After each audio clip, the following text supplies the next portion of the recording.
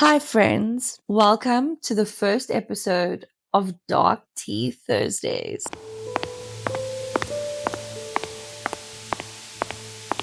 Every week, we're going to sit down, sip some tea, or hide under a blanket and get into some of the creepiest, scariest, and mostly disturbing stories that the internet has to offer.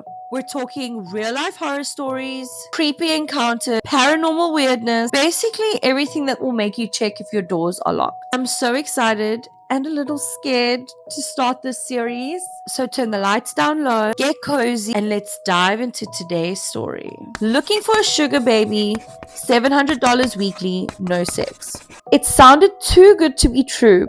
But as a broke university student, I was willing to take my chances. I swiped right and Tinder let me know it was a match. His message came seconds later. Hey, sweetheart, smiley face. I cringed at that word. I hated it. But $700 was $700. So I sucked it up and replied, hey, wink face. His name was Jack, and he told me he owned his own business, although he never specified what kind of business it was. We talked for a while before he asked me for my Venmo to send me the first payment. After a few minutes, I got the notification. I stared at the $700 for at least 20 minutes, expecting to wake up from a dream at any second, but it wasn't a dream. You still there? I clicked on the message. Yeah, sorry, if you don't mind me asking, what are you looking for in return? I stared at the chat until he replied. I'm just looking for you to do a few favors for me, smiley face. That sounded like it was going to be sexual to me. Like what?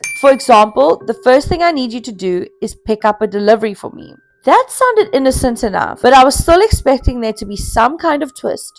$700 to pick up a package? Come on, even I wasn't that naive. From the post office or something? No, I'll send you the address, but I'd rather not do this through Tinder. You got Kick, or you can give me your number. Kick? What was this, 2011? I decided to give him my number instead, and he texted me the address immediately, followed by the address to his house where I would have to drop off the package. I'm not home right now, but there's a key on the bottom of the blue flower pot near the door.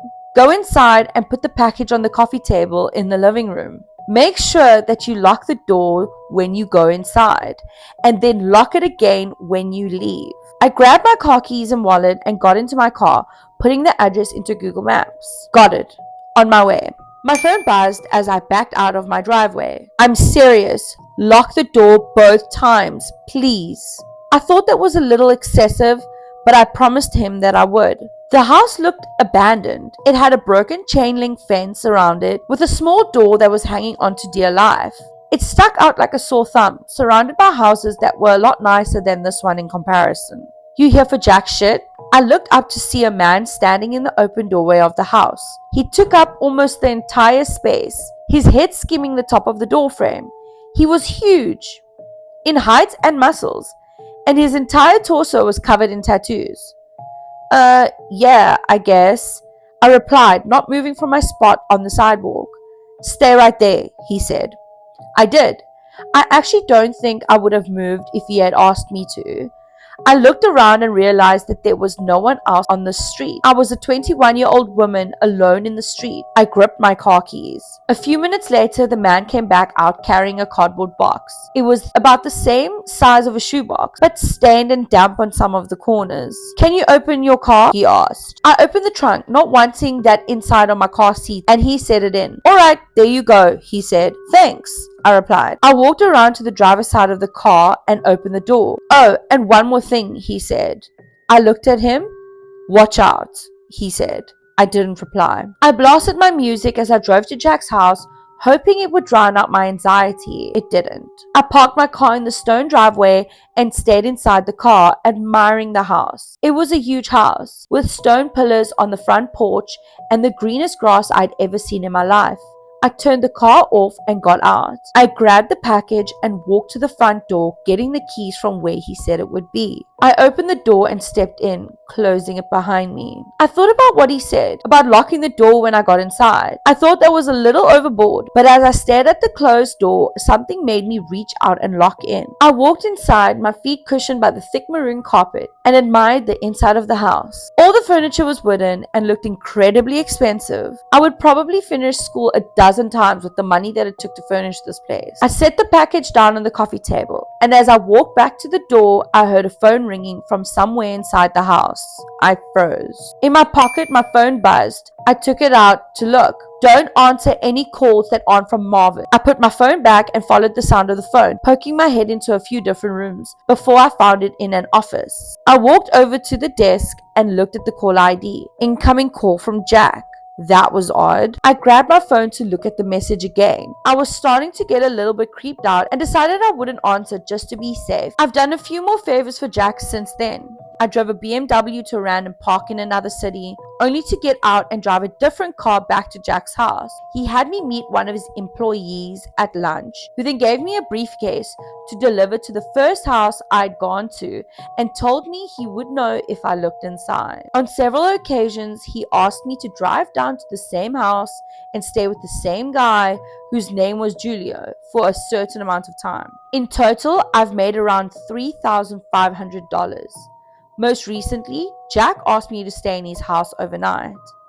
I woke up to a text message from him. I need you to spend the night at my house. I hadn't ever seen him in person, but I talked to him on the phone a few times. He proceeded to tell me he would pay me $1,000 to spend the night at his house, provided that I followed a few rules. I drove to his house that evening. The driveway was empty, and it normally was, but the porch light was on. I walked up, unlocked the door, went inside, and then locked it again. Everything in the house looked the same. Jack had told me over the phone that he would leave the list of rules on the dining room table. I set all my stuff down in the living room. My bags looked like garbage compared to the fancy furniture in there. I wandered into the kitchen and then to the dining room.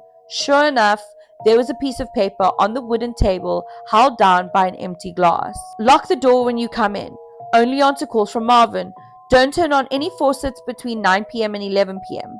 Don't open the door for anyone, no matter who they say they are, after 10 p.m. If the door to the closet at the end of the hall is open, sleep in the library. If closed, sleep in any of the bedrooms. The gardener comes at midnight. If he starts knocking on the windows, hide. Turn the TV on and let it play on static through the night. Do not forget to do this. Help yourself to anything in the fridge. I'll pay you in the morning. Good night. I made sure to follow all the rules. To be honest, I was regretting my decision, but seeing as I was already here and I was getting paid, I decided to stay anyway. I figured as long as I followed all the rules, I'd be perfectly fine. Still, it felt a little odd. What was this, a haunted house? Nevertheless, I lounged around the house for a few hours, as I was planning to go to sleep around 9, since that's the time that all the weird shit would begin to happen. At 10 to 9, I brushed my teeth, using the faucet for the last time before 9. I checked the closet in the hallway, and upon seeing that it was open, I moved my stuff into the library and got ready to sleep on the couch. I locked the doors just in case, and laid on the couch, scrolling through my phone. I hadn't gotten any more messages from Jack, and I started to think up scenarios and reasons as to why he had such strict, peculiar sets of rules in his house. I dozed off at some point because at exactly 16 past 10 p.m., I was woken up by the doorbell ringing. I was about to get up to check, but then I remembered the rule. Don't open the door for anyone, no matter who they say they are, after 10 p.m. I stayed on the couch, trying not to move, paranoid that they would hear even the slightest sound. It's the police! Open up! I didn't move. Hello! It's the police! Open up or we're coming in! I still didn't move, but I could hear my heartbeat in my ears. There was a silence for a while after that. Then the door rang again. Hey, it's Jack. Let me in. It sounded like Jack. But still, I didn't get up. He would have a key, wouldn't he? Why would he need me to let him in? This continued for almost a full hour. Different people would ring the doorbell, announce themselves, and then disappear when I didn't respond. I was finally able to fall asleep, and the gardener never came. When I woke up the next morning, I heard someone in the kitchen. I got up slowly and unlocked the door as quietly as possible, taking my phone with me and walking across the living room and into the kitchen. I stopped at the entrance and peered in. It was Jack. He was standing in the front of the stove, stirring something as the coffee machine brewed coffee on the counter behind him. "Hey, good morning," he said when he saw me. "Hi," I replied, nervous. I hadn't seen him in person before, but he looked exactly like his pictures online. "Scrambled eggs?" he asked, motioning to the pan with a wooden spoon. "Yeah, thanks," I replied, walking over to take the plate from him. I ate my breakfast and drank some coffee in silence. "So how was it?" he asked. "It was okay. Nothing super freaky happened," I replied. "Cool," he replied.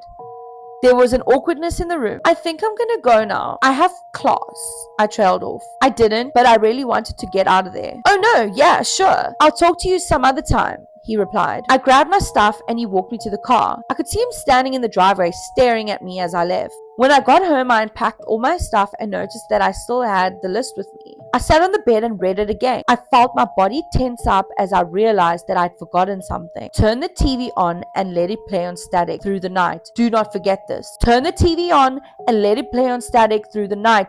Do not forget this. Do not forget this." I stared at the words on the page until they lost meaning. Beside me, my phone buzzed, snapping me back into reality. It was $1,000 payment. I looked at my phone and then back at the list. Maybe it wasn't an important step. As I was thinking this over, a text from Jack came in. "I'm not in town right now. I should be back next week, so you're free from running any more errands from me until then. Just sent the payment.